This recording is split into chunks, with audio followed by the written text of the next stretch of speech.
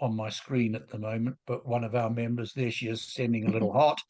So yeah, we have members all over Africa, and our mission is to promote the adoption of professional standards and ethical business practices in the events industry. Now, normally I would stop there. I do need to say to you that um, I reserved time from 10 to 11. I'm actually flying down to Nelson Mandela Bay in a couple of hours, and I've got an Uber picking me up at 11. So I have a hard finish at 11. That's fine. We'll be finished by then. Thanks, Okay. Kevan.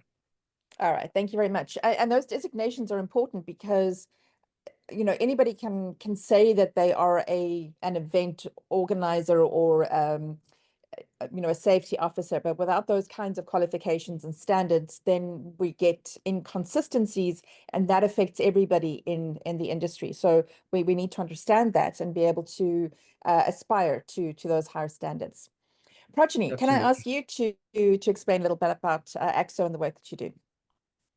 So I'm wearing two hats today, I suppose, Charlotte, maybe three. I'm the chairperson of AAXO, as you mentioned earlier. So AAXO is the Association of African Exhibition Organizers. And we're responsible, our primary membership is exhibition organizers.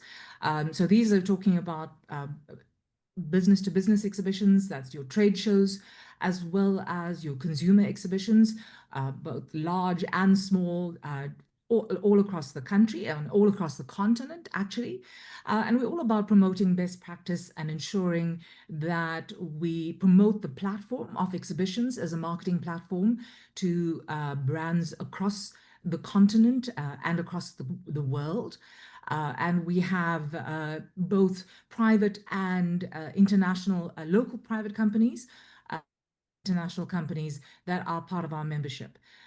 In addition to that, part of our membership also is the ecosystem of suppliers, associate members, that support our industry and help us to make these shows come alive. And you know that is an array of suppliers. And you all form part of that array of suppliers as well, part of our ecosystem that allows us to fulfill the exhibitions.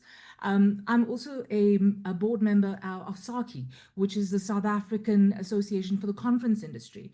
And that's all your PCOs that organize the conferences, your venues, your different tourism bodies that allow us to entertain our clients that we bring into our conferences and exhibitions. And I'm also a member of the faculty of the International Association of Exhibitions in the US as well. So I do a lot of training for the International Exhibition Association as well. So we're here to ensure that we have all the right people and the right components to bring together our exhibitions and events and conferences successfully. And we're really glad that we're able to speak to you so that you also understand the bigger picture of what happens behind the scenes when we're putting these amazing things together. Oh, thank you, Projeni. So just for anyone who's new to this particular summit, the Pan-African Speaker Summit, this is the fourth time we've done it. It is designed to support, network, connect with, share insights for our speakers, professional speakers and aspiring speakers across the continent of Africa. The first time we held it, we hosted it from Professional Speakers Association of Southern Africa, but now it is our own event that we run from Voices into Africa. But we still, when we're looking at our speakers, we're still saying, although we have products and services and support for you, we still encourage you to join your local speaker association. And as there isn't another one on the continent of Africa besides PSASA that belongs to the Global Speakers Federation, for the rest of you, we'd encourage you to look at the Virtual Speakers Association International, which is one of our key sponsors for this conference. But when we join those peer bodies, we learn, like Projeni was saying, we plugged into a bigger ecosystem. We can learn the standards. There are internal qualifications, like Kevan would talk about within his space. So you are part of something bigger. But I'd love to see this particular event, the summit, just connecting more and more of us, not just as speakers, but as everyone else in this ecosystem, so that we can all grow together much better across Africa. Which brings me to Keshni and your Festival of Eventing, which I said was so much fun. What was your vision and purpose? Why did you put that particular event together, and what does that look like in terms of the work that you do in your own career? Thank you so much, Charlotte, and good morning, everybody. It's a pleasure to be here. Praj, I counted, it was at least 6 hats that you wear, hey, not 3. And that kind of resonates with one of the visions behind the festival, right? Often in the event space, we are, it's quite a delicate dance, and we call it the struggle of the juggle. And there's so much happening, but at the same time, when you've been here for a long time, it can also get really lonely. And the idea behind the Festival of Eventing was really, how do we unite our ecosystem beyond our own event, or beyond, our own teams and what we know. So one, collaboration, and I can see that's a big word here today as well. But also too, the future of eventing in terms of, what's next? How do we as an industry come, learn, engage, and also be inspired, right? Because it's often, and I've said this a lot, but it really is a case of we don't know what we don't know until we do. And the idea behind the Festival of Eventing, and I think that's why there was some magic that went beyond, any tangible thing that we did. It was the magic of everybody coming together, and kind of having such an open mind, and I think it was the first time that anything of its kind was done, and it kind of played the role of a really objective playing ground for all ecosystem players. And, this was the launch. So this year was the inaugural, but it did attract at least just under 400 attendees. And I think it's still, there's still so much of potential in terms of where it could go. And certainly even a platform and an audience like this. Charlotte, you were part of that last panel that we had. And, sitting on the event organizer side, it was so insightful. We walked away kind of having quite a few aha moments, not just about how we can work together, but also how we can make sure that it's a better and a more productive partnership on both ends.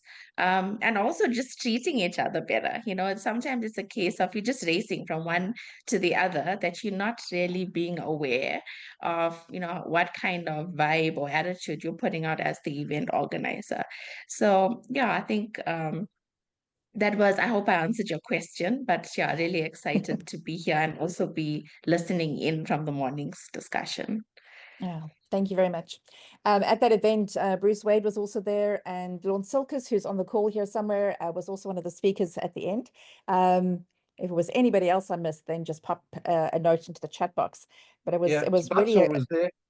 Tabatsa, of course, Tabatsa was there. That's how we connected, and that's why she's going to be speaking shortly in one of the flash talks.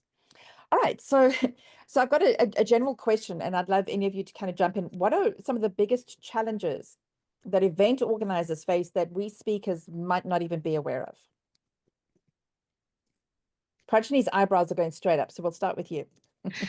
Gosh, no, the list can be endless. I mean, there's so many things. I mean, we put together this amazing project. I mean, Keshni knows it's like besides all my hats, and Keshni's talking about my other hats, I'm an event organizer as well. So I organize exhibitions and events myself, right? And the work that goes into it starts a long time before the actual day. And there's so many elements. We're not just responsible for the speaker program, but it's if there's an exhibition element to it, it's the exhibitors.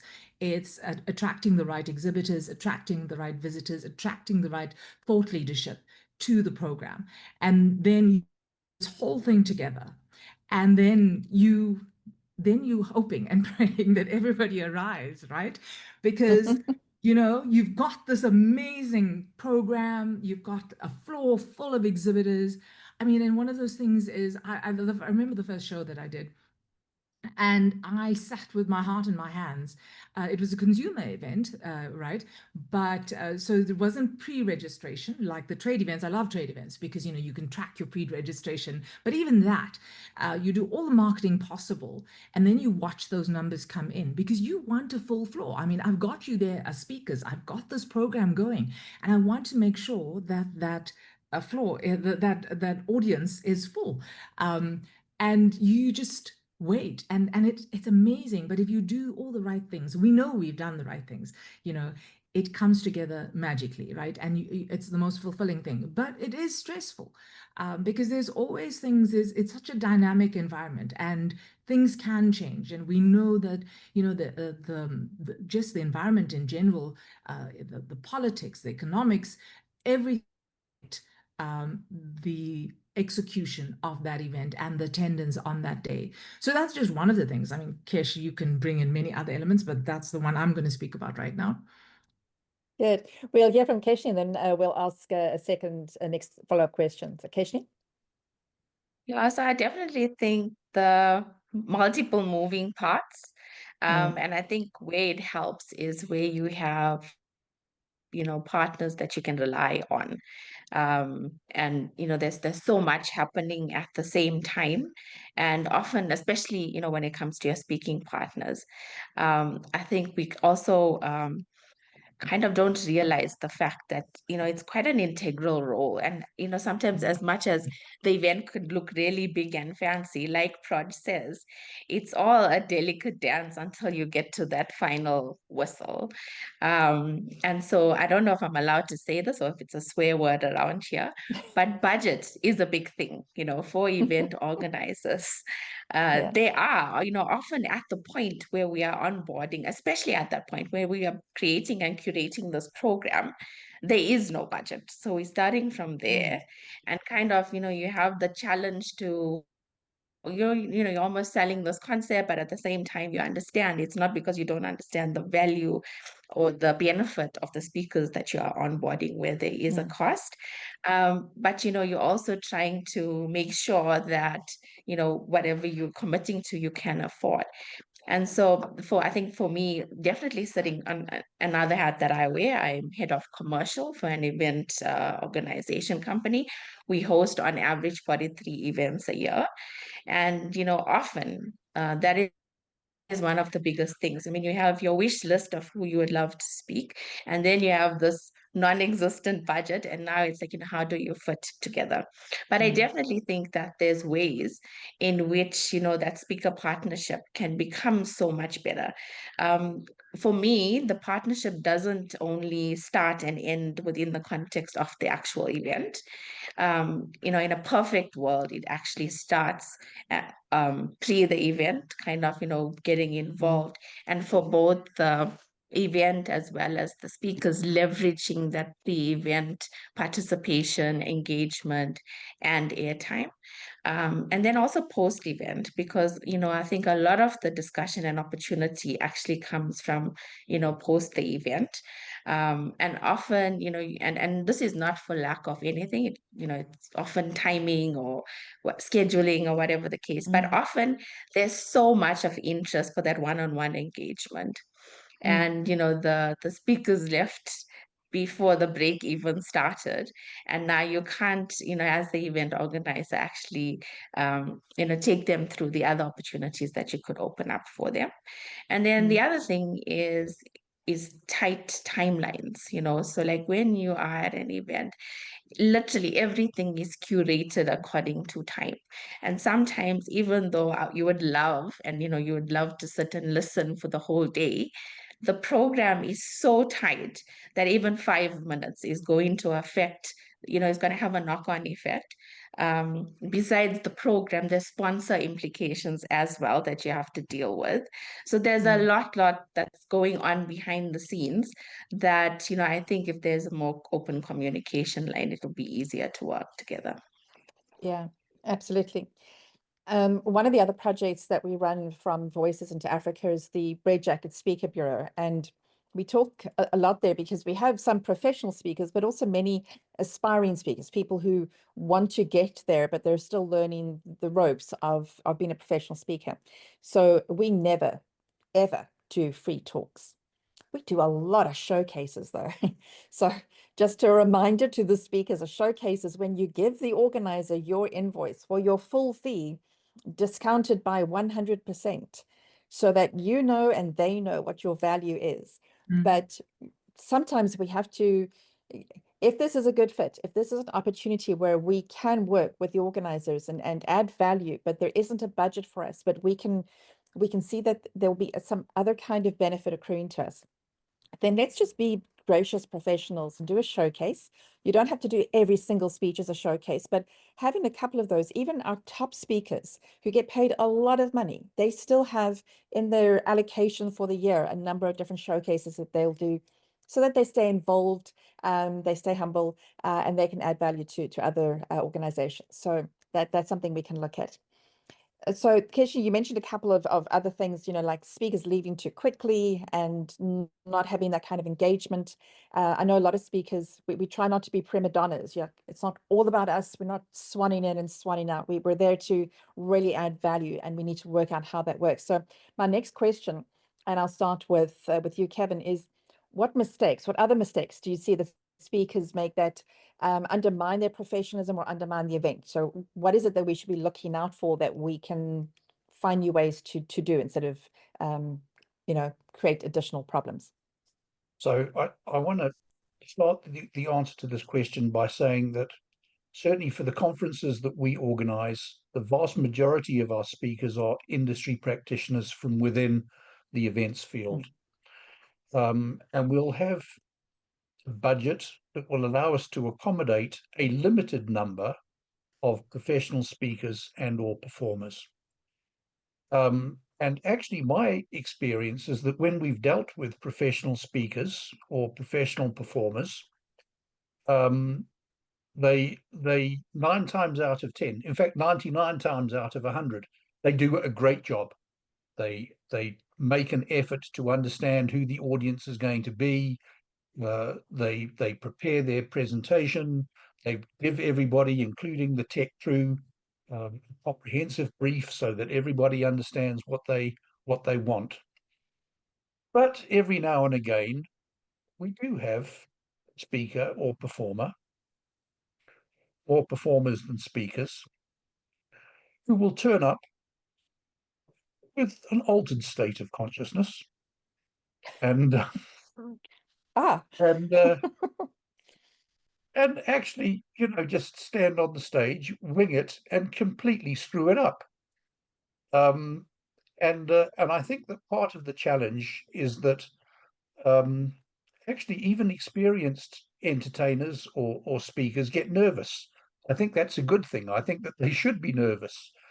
I'm not sure that it's a good idea to imbibe what do they call it, the devil's lettuce as a build up to your speaking gig, because you just end up looking like a complete fool. So, but all in all, I think my experience is that when we get professional speakers, they do a great job. The key for me is giving the speakers a comprehensive brief in advance, so that they know who the audience is and what the audience, what field of activity they're engaged in, so that they can tweak their presentation to the audience and engage and relate with the audience on a meaningful basis. Because the last thing any of us want is somebody standing on a stage talking at us. Actually, what we want to do is have conversations. And you can do it with a large audience. But certainly from our perspective, the challenge is creating that intimate relationship in an environment where you've got one speaker and 1,000 people sitting in an audience. How do you create that? And actually, if I watch television and I watch people like Michael McIntyre, he creates an intimate one-on-one relationship with every single person in that audience. Mm. You know, they leave the show saying, I went to a Michael McIntyre show and I felt as if he was speaking to me. Well, that's what we want for the audience that we have sitting in our conferences, is that we want people to walk away saying, you know, I was sitting in a presentation by Gavin Moffat. My God, that man blew me away. So you can smile now, Gavin. Kevin, thank you. Yeah. So yeah, thank you. Those are good insights. So not being the prima donna, not giving a lecture, you know, really finding ways to engage. We could have this conversation, you know, for you know, a couple of hours, because I know there's so much more to it, but we also have a very packed agenda today. So unfortunately, we don't have too much time, but I'm going to ask kind of like a rapid fire question towards the end here. How do you see the role of speakers evolving as events become more hybrid, tech-driven, or community-focused? So how does our role change from your perspective? And I'll start with Keshni and then Projeni. You want to go with me first? Sorry, Keshni first. Okay. Sorry, Kevin. Hopefully I won't take your point. I definitely think that there's an opportunity for speakers to become almost like community building partners to the events industry. And I think, you know, definitely, well, I think how the event scene is moving in general, we're trying to move away from being, you know, one-hit wonder. You come for the event and then you only hear about us, you know, a week before next year's event. We're also trying to be kind of community enablers. And I think how we can kind of work together is, you know, if speaking partners start to also embrace that they're not just a part of, you know, their slot, but also an entire ecosystem and an entire community. And sorry, maybe let me come a bit closer. I see I'm a bit soft. That's good. Yeah, so I think definitely on my side, that will be my leaving point. That's good.